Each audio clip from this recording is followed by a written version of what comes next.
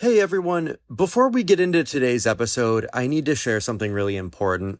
The NJ Center for Tourette Syndrome, the organization behind this podcast, is at risk of losing its state funding. And that funding makes this show possible and so many vital programs at NJCTS. The governor's proposed budget would completely cut our support for fiscal year 2026. So we really need your help right now.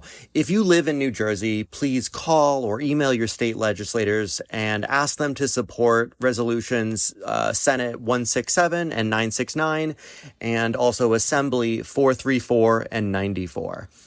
You can visit njcts.org/restore for everything you need. There's a suggested script, a fact sheet, a link to find your state legislators. The deadline is June 30th. Your voice truly matters. Thank you all so much, and we couldn't do this without your support. Again, for more info, you can find it at njcts.org/restore.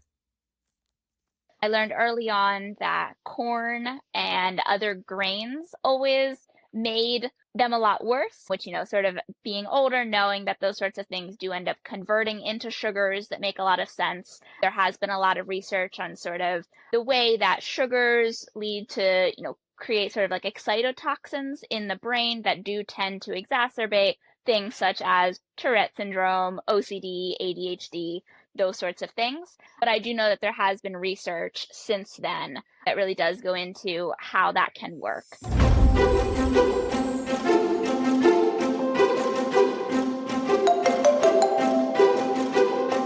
Welcome to The Uptick, brought to you by the New Jersey Center for Tourette Syndrome and Associated Disorders, empowering children and adults through education, advocacy, and research by sharing the stories and experiences relevant to the TS community.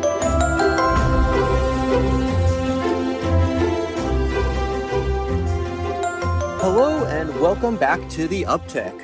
Today, I am here with Hallie Hoffman, who is community manager with Reedsy. She does a mix of marketing, community management, project management, and user experience.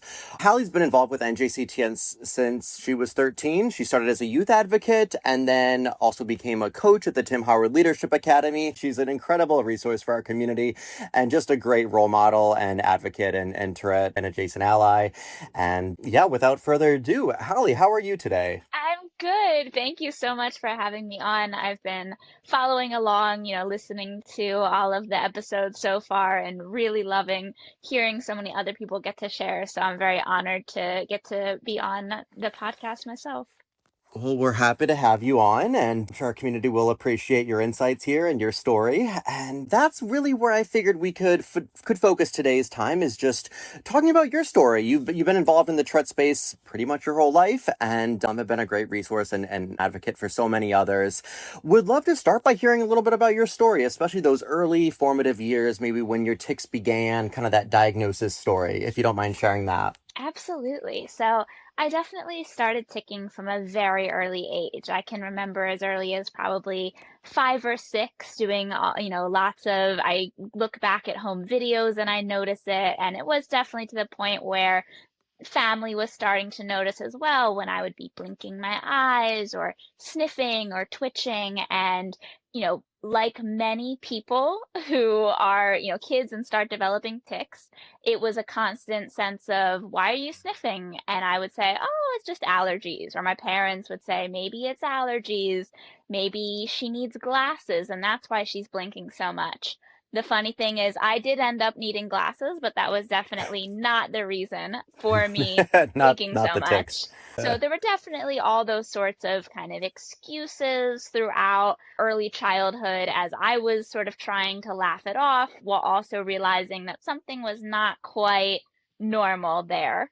And then family picking up on it more and more. And I remember that my mom had mentioned it to our neighbor who was a neurologist, and he said, it does sound like some kind of tic disorder or Tourette syndrome, but you would really want to see if it continues for over a year. If so, make an appointment, come and see me and we can chat then, but nothing to worry about right now. And of course, it definitely continued, mostly even getting worse over the next several years. And yet, interestingly, I did not end up going for a diagnosis until much later when I was 13. Hmm. So there was this sense after having had that conversation and my parents doing their own research that it did sound like I had Tourette syndrome. But my parents were actually very hesitant for me to get a diagnosis because they were worried about me being associated with a labeled disorder. And Mm-hmm. that was something that I think they felt more comfortable sort of handling it on our own, more in private, not talking too much about. And for many years, it was just kind of unspoken in the background that, I had tics, that I would do things differently. And yet it was not something that I ended up getting officially diagnosed with until middle school.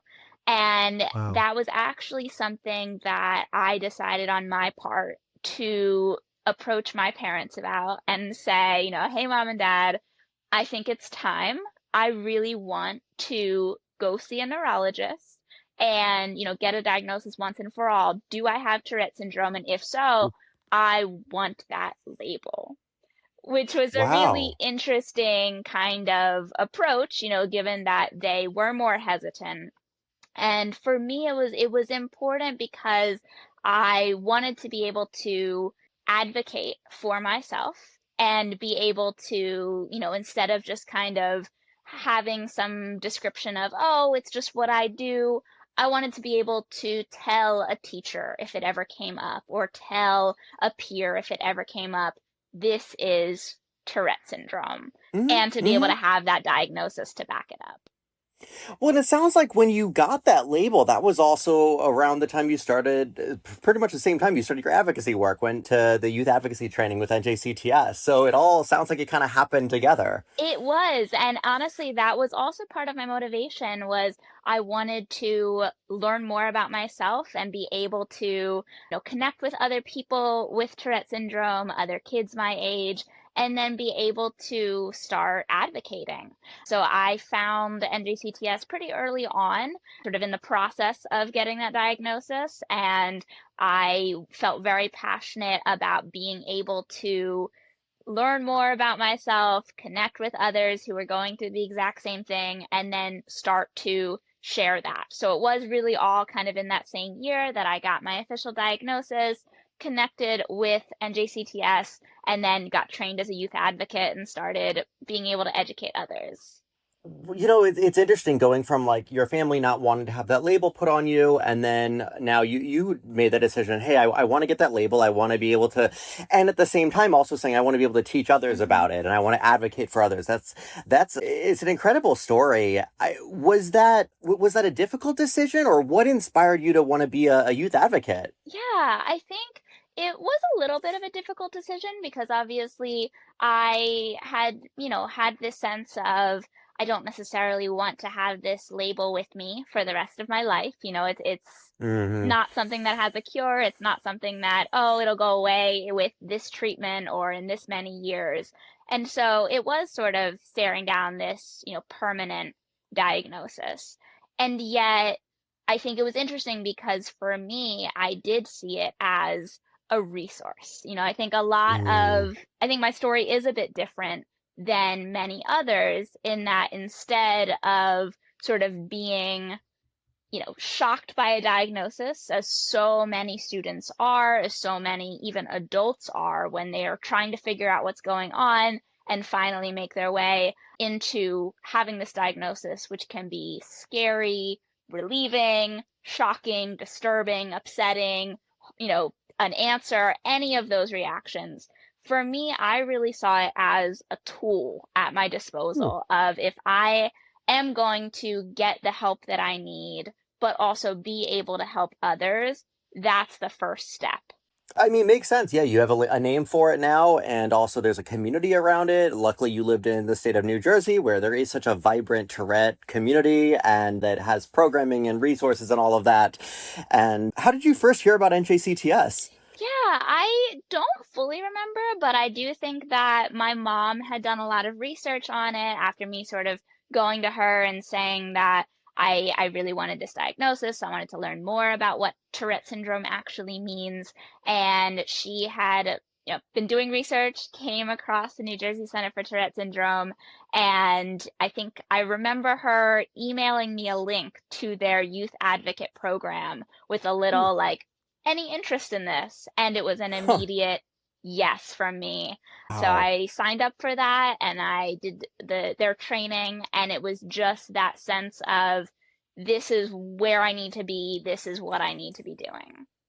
Yeah, you kind of just know the feeling, like when you say it's like, oh, this just makes sense. It aligns with my Yes. background, with who I am, this thing that I have, and yeah, it's a great way to get involved and to just feel like you're, I don't know, quickly for me it became an extension of myself. I like public Hmm. speaking, I like volunteering, I like advocacy, and oh, I have this, so just kind of made sense to for this to be an outlet of the work that I wanted to do, and a way to also kind of do self discovery and learn more about myself too through the process.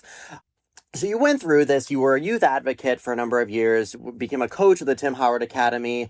I know then eventually went on to college, you were a philosophy major. What are some of the big things you attribute to your success as an adult? Yeah, that's a fantastic question. I think that definitely finding NJCTS so early on was so helpful for me because I was able to, have this experience of connecting with other people around my age, but also older, and see this whole range of people who were just getting diagnosed, people who, were a couple years into that, and people who were adults living successfully with this diagnosis as well.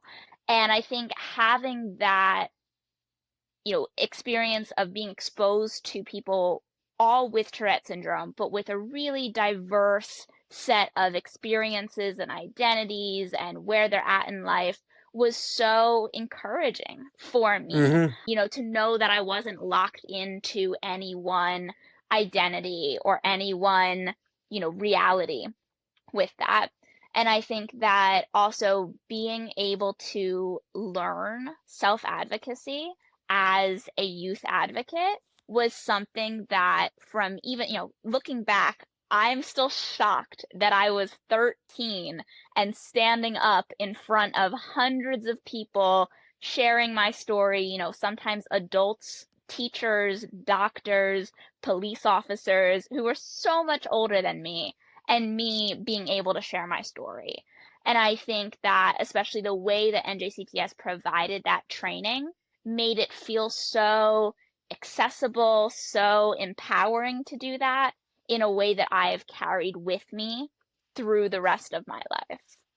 It's amazing to hear that. Yeah, the training is great. I went to the youth advocate training a number of years ago, Hmm. and just I for any of our listeners that may feel like that this is daunting or intimidating or like I can't do that, like we will meet you where you're at. The organization has so many ways to get involved, so many resources. If you're like, I don't want to talk to doctors, but I would talk to kids and people my age, great. We'd love to have you on board. Like there's always ways to get involved, and Hallie has definitely taken full utilization of what you can do in this community, and we love to see that, just getting involved, putting yourself out there, and there's so much to be had and to benefit from, but also so much to give too, and those kind of become one and the same as you get into it.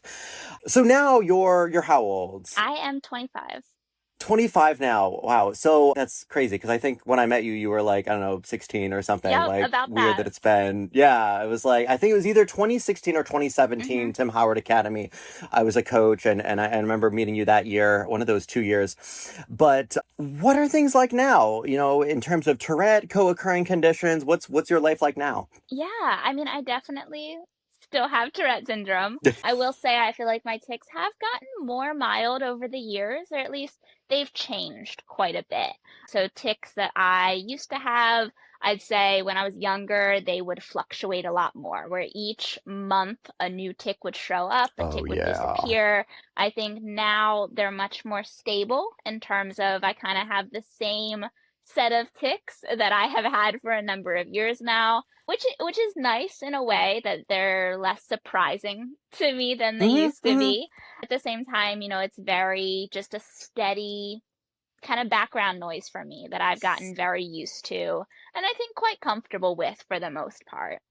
It is definitely different now in the sense of I used to talk about it more, I think. And now it's one of those things where I don't really bring it up in my work. I don't really bring it up when I meet people who are new Mm-hmm. unless it kind of comes up naturally.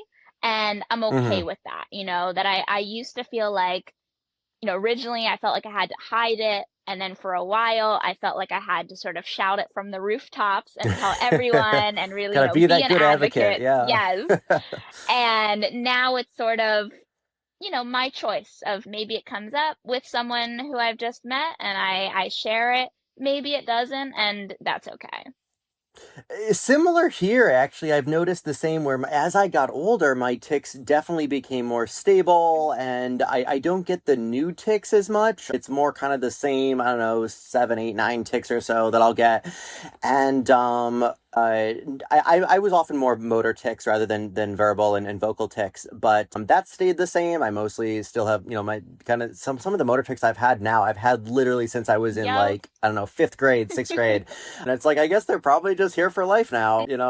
Did you ever do CBIT or any kind of intervention like that? Yeah, so I never really did any official interventions like that. I can tell you that definitely I had read a lot about them and was interested in them for a while. I'd sort of looked into them and I even have played around with just sort of my own ways of, taking a tick that was really disruptive and trying to turn it into something a little less disruptive, or taking a Mm-hmm. tick that was, very painful to me and trying to shift it so that it, still fulfilled the same neurological, physical need without being quite so, physically harmful or painful.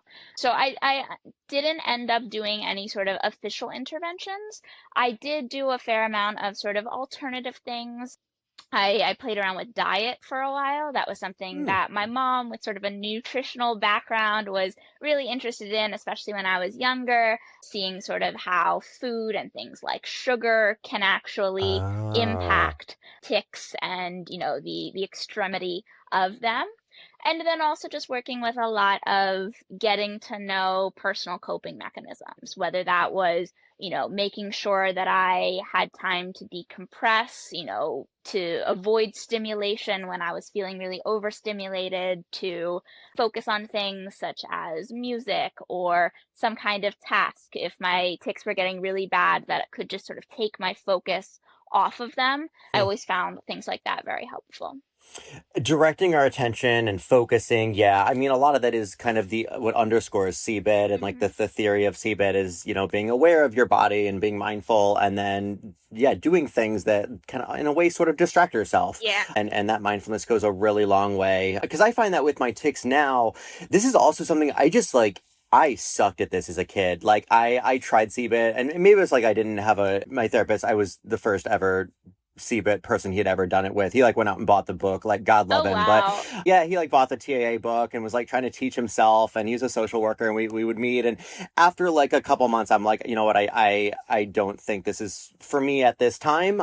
And I have mixed feelings about that. And actually, we're gonna have an episode hopefully before too long on just focused on C. But I'm gonna try to find a group of people who like benefited from it, and then Hmm. others that had like a more complicated or relationship with it, or just it didn't benefit, and kind of have a little dialogue like roundtable with a psychologist in that. But it works for people, but I think a lot of these things that you can take bits and pieces of them and like incorporate them in ways that help you. So for a lot of people, the relaxation is super important. Being aware of like, hey, how am I feeling? Is my body tense? Like, what's my posture right now? That goes a long way.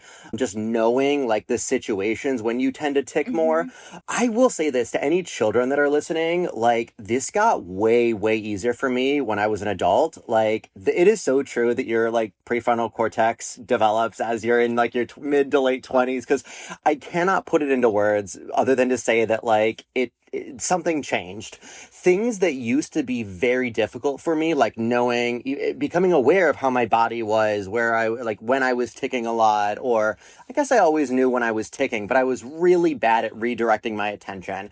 Stuff like that, honestly, in my case, just got easier when I turned 27, 28, 29 years old. And Yeah, all I can attribute it to is like your brain changes. The brain's plastic. We grow, we evolve, and like some of this stuff just got easier. So to any people out there that are just like younger and you're stressed about this stuff, like cut yourself some slack. Take from the wealth of resources what you can and what you need to thrive.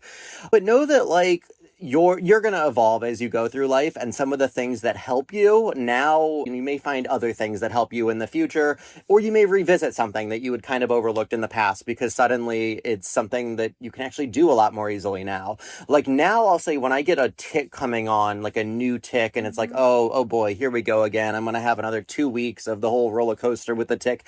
Sometimes, not always, but sometimes I'm able to ward it off by distracting myself in those first couple days when I feel that tic kind of spiking again.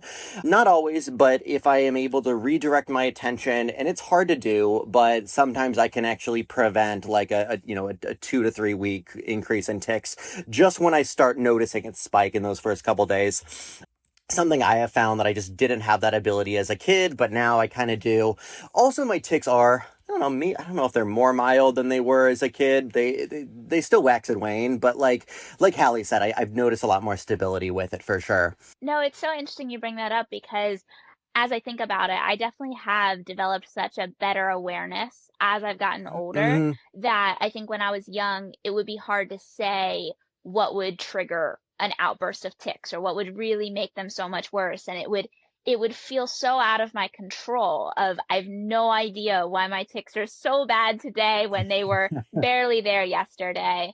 And I feel like it's so much easier as an adult to sort of see those shifts and really listen Mm. to, oh, you know what? I am sleep deprived, or oh, I'm Hmm. overstimulated, and this is why that's happening. And here's what I can do to take care of myself. And I also feel like, there's a lot less of the social pressure of in middle school Yeah. and high school, a new tick emerging feels like end of the world. All these kids are going to notice. And, as an adult, that's also different where, whether it's coworkers who've known me for a while, my partner who's known me for a while, friends who've known me for a while, it's less stressful for something new to emerge.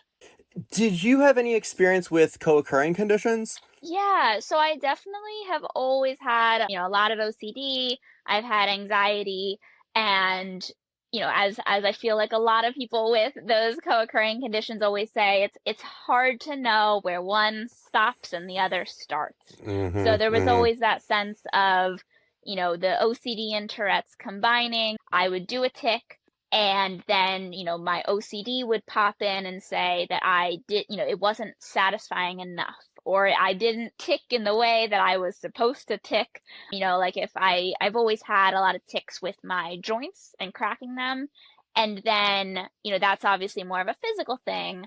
But then mentally, if it didn't make the right sound or feel exactly Mm. right, then I had to keep doing it or doing it a certain amount of times, things like that, which I think is also something that I've gotten more and more aware of over the years that used to bother me a lot more. And now, it's easier to sort of handle them on a slightly more separated basis. Makes sense. Yeah, definitely my resilience has gone up as an adult too, and just the tolerance for Hmm. these things and kind of, yeah, you kind of do, I don't want to say get used to it, but in a way you sort of like build that kind of like resilience muscle as you go through life. You had mentioned earlier about diet and experimenting some with diet and obviously sugar, caffeine. I think a lot of people in our community are familiar with the effects of that on tics. Did you learn anything or have any interesting discoveries beyond that in terms of how diet affects your Tourette and co-occurring conditions? Yeah, I think, it's funny that definitely we would do a lot of like experiments when I was young of just trying out different foods, going off of them for a while, going back on them. I learned early on that corn and other grains always made them a lot worse, which, sort of being older, knowing that those sorts of things do end up converting into sugars that make a lot of sense. Mm. There has been a lot of research on sort of the way that sugars lead to, create sort of like excitotoxins in the brain that do tend to exacerbate things such as Tourette syndrome, OCD, ADHD, those sorts of things. Obviously, this was many years ago, and it was just sort of a trial and error experience on, the part of myself and my family. But I do know that there has been research since then that really does go into how that can work. At the same time, I do think it's also a very personal thing. I know that we've had some funny conversations at the academy where half the people say that caffeine makes their tics way worse. The other half of people are like, that's weird because coffee generally tends to make my tics so much better. Kind of calm. Yeah, Yeah. So, helps there you is regulate. definitely a lot of variation person to person of just what makes sense for you and what works with your unique brain. It's true, and these things kind of change as we go through life too. Like even in adulthood, I find tinkering with Hmm. medications or like my tolerance regarding caffeine like changes depending on where I'm at in life and or how much I consume, really. But like all of these things are kind of they're dynamic, and it's something to to continue thinking about as you go. And like it's a little frustrating because sometimes you'll find you think you've got a good control or good management, I should say, of your ticks and co-current, and then all of a sudden it doesn't work anymore. You get a new tick or something comes up and it stops working. You're kind of trying it again, but over time, I think things do tend to work out for people, and you kind of find, like you said, what works for you. Yeah. No, your family, when you were prior to being diagnosed and then during that, what was your family like with regard to the ticks and everything? Yeah, so, I think that my family was overall incredibly supportive. They always wanted what was best for me, and it was never something that was really, stigmatized in my family. I was never told, oh, just stop doing that or anything like that. Mhm. But I think what was sort of the main stressor was that they didn't want me to grow up feeling weird or feeling like there was something wrong with me. And so that was definitely a big motivator in them not having me get an official diagnosis, of kind of wanting it to be a sense of, oh, that is just something that you do. And that doesn't mean that there's something wrong with you. Mhm. And I Mhm. think that that was beneficial in so many ways, but it was also really important for me personally to be able to say that I did want that diagnosis. I wanted to actually, I don't see a diagnosis as saying that there's anything wrong with you. I see it as giving, you know, people who have something in common a chance to access resources that are Yes. known by doctors, by, psychologists, by, resources such as NJCTS, and being able to tap into that, where instead of it being a unique experience, it's something that's shared, which I feel like was really Mhm. important for me to feel like this isn't just me going through this. This is something that so many kids, so many adults are experiencing, and this diagnosis will allow me to connect to them as well. Absolutely. Like having like to anyone listening, like Tourette is a known, documented, research studied a diagnosis, Hmm. and many people have had it. It's understood by the medical community. Like you're not alone, and this is it's a real thing that that and there's people that work on this and study it, and there's support for those with it. I always tell people take from that the medical terminology like Tourette. It is a label, and labels have pros and cons, and I think that you can take from that label what you need to thrive. I think the label can be kind of your gateway to getting accommodations, to getting treatment options, therapy, medication, or as you pointed out, Hallie, like the social aspects of it as Yep. well, being part of the community and meeting other people with it, finding role models, mentors. It's a gateway to that as well. And so, it's an individual choice and decision, like to what extent you want to get that label or to how you relate to that label. But I would tell people, yeah, don't feel bad about the label. Like it can mean so many different things, and it doesn't mean anything's wrong with you. It's only wrong in the sense that we've built a neurotypical world where you're expected to do certain things, behave a certain way, and if you don't, you fit outside the norm, then you're quote unquote abnormal. But beyond that, like there's nothing inherently wrong with having a tic disorder, and we're just people. Yeah. But it can help you with getting with understanding yourself and meeting other people, and if it can open those doors, then that's great. I think that there's a lot of there's definitely a sense of these days, I think that there is an aspect of like over labeling, but at the same Hmm. time, it can be so helpful to just have a vocabulary, have a toolkit to build off of. I kind of see it in the same way that I feel like, especially in recent years, people talk about the kinds of learners that they are. Oh, I'm a very visual Mm-hmm. learner, I'm a hands-on learner, I'm an experiential learner, I'm a theoretical learner, all those kinds of things. It feels similar to me in the sense of that is just a way that I interact with the world, that my brain works, that my body works. And it's helpful to be aware of that. So I'm not in the dark trying to figure out what I need, but instead can really use that to say, oh, okay, this has worked for other people with that same label, with that same disorder. Maybe it'll work for me too. Or here's a great jumping off point for me to get the resources that I need or to even share my needs. Like you brought up Hmm. accommodations, and that was something that was also very motivating for me to get diagnosed, was knowing that I may need to take advantage of accommodations in the future, and I wanted to be able to go about that and, have a diagnosis that would support me getting any accommodations that I needed.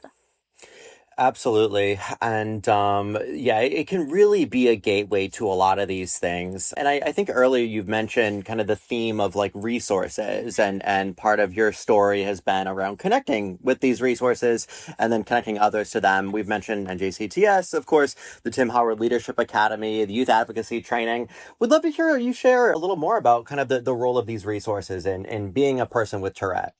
Yeah, I think that resources have been everything for me on this journey, that I've been incredibly lucky to have found NJCTS from the start and have them be the jumping off point for connecting not only with, resources for myself to be able to get trained as a youth advocate and really learn more about myself in that way, but to meet so many incredible other kids, other adults with Tourette syndrome, and then hear about everything that they've done. So knowing, I think it was something that was so helpful for me, especially as I did get older, to be able to think about how to go about getting accommodations in high school, in Mm-hmm. college, considering how I would want accommodations in the workplace or disclosing it in the workplace, disclosing it in relationships, disclosing it,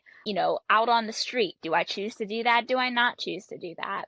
And all of those things are, things that I do, hope that I would have been able to figure out on my own, but I think it would have been so much rockier, so much more stressful without that community support behind me. Even something like the way that NJCTS has a whole list of doctors and, Yeah, referrals and and therapists providers. who they Yeah. can refer who are specialized in this. I think that that was something that was so shocking to me, and yet it makes so much sense that even though we want every doctor to know what Tourette syndrome is and be able to handle it, even though we want every therapist to be able to, have someone come in and say, I have Tourette's and be like, oh, okay, cool.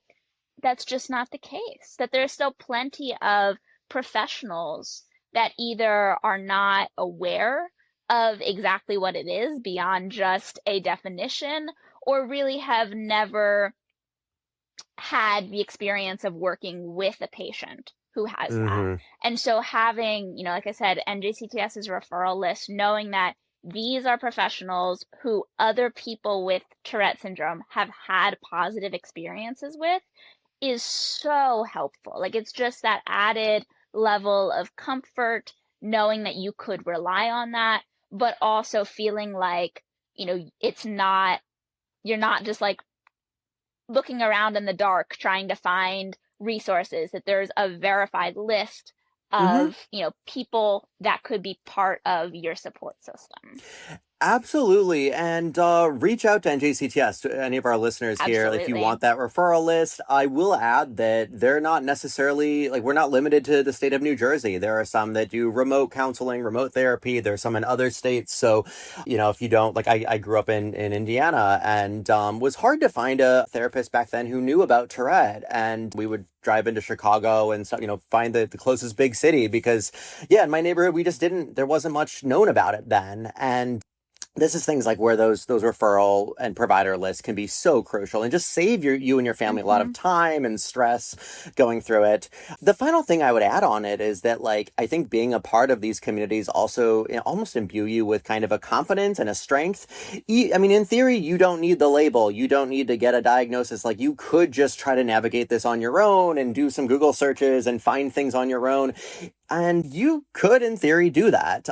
I think one area that would be hard to replicate would be the confidence and sense of community that comes with being a part of something like this. There really is, like, just meeting people and like you said at the beginning, meeting people from different walks of life. You, like, going to the Tim Howard Academy, you're with high school students, you're also with the coaches who tend to be in their 20s and a few years of work experience. We have the presenters who are older adults that have been in the workforce longer, many of whom do have Tourette or a tic disorder.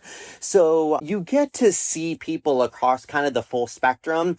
And I don't know, there's sort of an energy or kind of a confidence building effect just by being in that room, by being in those spaces that I don't think can be replicated elsewhere. So that's something else I always recommend with people looking to, or considering some of these things, considering getting more involved or considering getting that diagnosis. It really can be the gateway to more confidence and support in a lot of ways.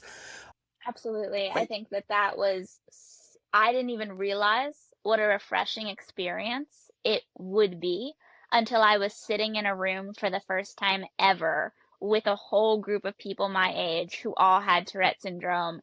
And it was just this overwhelming feeling of they get it. Yeah, yeah.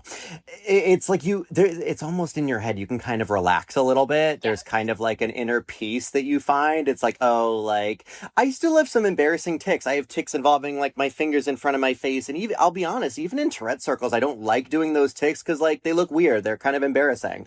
But I will say, if I got to do that tic anywhere, I really, I'm more or less okay doing that in front of people with Tourette who get it, who will just assume, oh, that's a tic. Like, I don't even Mhm. need to disclose. It's like they know I have Tourette. So if they see me do something with my hands, like, they're gonna say, oh, he's just ticking. And there's a piece with that, knowing that I don't have to explain it, I don't have to disclose, or I don't even feel the pressure to, even if, yeah, disclosure is always a choice, but to not even feel the pressure to disclose is also very nice. I'm curious, you mentioned your partner and your colleagues at work. What does disclosure look like for you these days? Probably, like, I think you said you don't disclose on day one. What's kind of been your approach to that as you've gotten older? Yeah, so I think that I'm definitely in the position that I know some, but certainly not all people with Tourette syndrome are in, that as I've gotten older, it is much less noticeable. So unless people are with me every day for, extended periods of time, for the most part, like when it comes to coworkers, I work remotely. And so, on a Yeah. Google Meet call a couple times a week, they're not really going to be noticing things, or if so, it's going to be something that I think wouldn't even really cross their mind.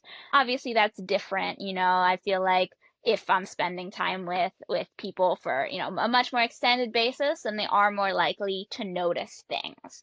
But at the same time, the way that my tics present these days are much more natural. That it could be some kind of, oh, she just does that.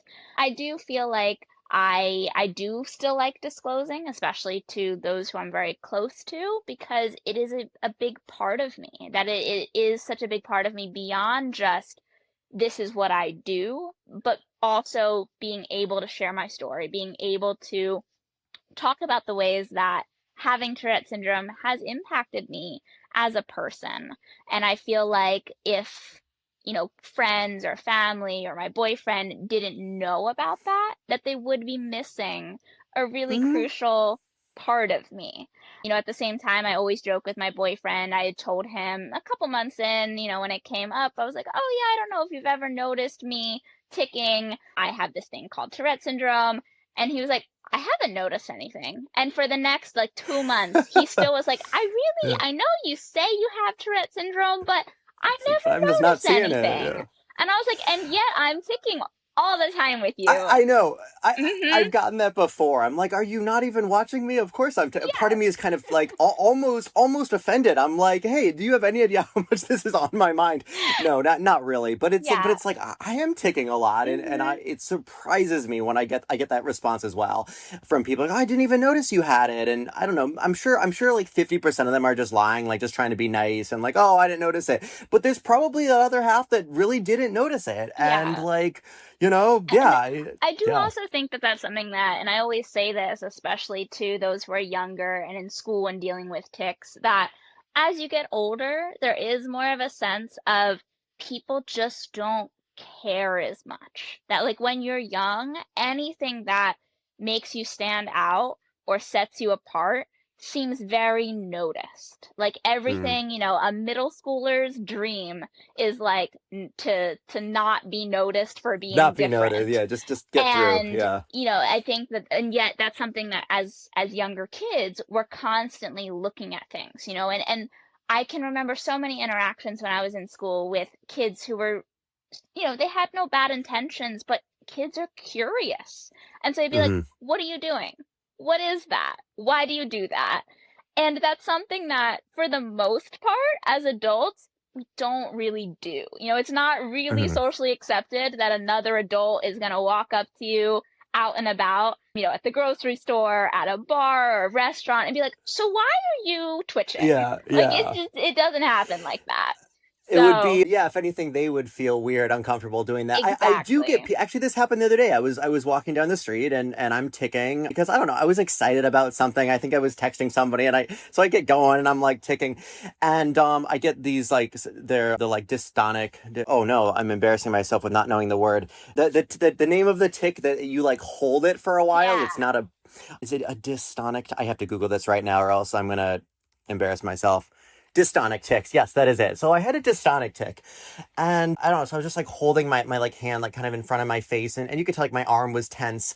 And there was someone walking by and they were just like looking at me and then like I looked at them and they look away and nothing happened. I don't know. Like in cases like that it didn't matter. We just kind of Hmm. kept walking and went on my way. If anything, they may have been concerned, like, is this guy all right? I didn't think it, but I sensed like a little bit of just curiosity on their Yeah. face. And if they weren't a complete random stranger just like walking, I would have stopped and talked about it. But I don't know, I was on my way and in my bubble and I just kind of like kept going. And that's how I find it goes a lot, at least for me in life as an adult. Like I will tick, maybe someone looks at me, maybe they stare a little bit, but we just kind of keep going. Rarely do they ask me. And I don't know.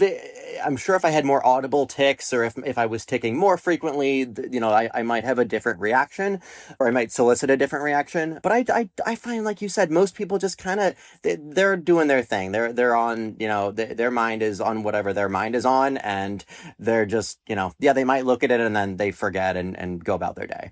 Yeah. But great. Well, one last thing, want to check in on it. Would love to hear you share any goals you have, any aspirations you have. I think it's important for people in our community, especially young people listening, just to be like, I can be that someday, or like, oh, I that resonates with me. You've done so many things already. I would love to hear kind of what's next in life for you in terms of your goals and aspirations, professionally or otherwise. That's such a good question. And the really honest answer is I'm still figuring it out. I feel like Love that. It's a great answer. yeah, I think I'm in one of those places where I do have so many different interests and passions, and I do have this big drive to be able to help people. I think that, one of the things that I've always done as, as a youth advocate, but also even just academically, I was always a tutor throughout high school and college, and I loved that, and I loved working with, young people my age, people younger, and helping them out. And I think that's something that I'd love to get back to in some way, shape, or form. But I really am kind of at that open-ended space of I'm, 25 years old and I really enjoy where I live and where I work, but I'm also constantly looking for new opportunities to figure out what is next and what do I want to do. I think one of my goals is definitely I would love to write a book. I've always been a huge reader and writer, and I think that is definitely on my horizon. Other than that, I think really just diving into what makes me happy and looking for new experiences and feeling like I am at a spot where I can get a lot out of life. And then also, as much as I can, I would love to keep sharing anything that I can with others and supporting them as well. Well put. We wish you all the best in your endeavors, and thank you so much for being on the uptick. Thank you so much for having me.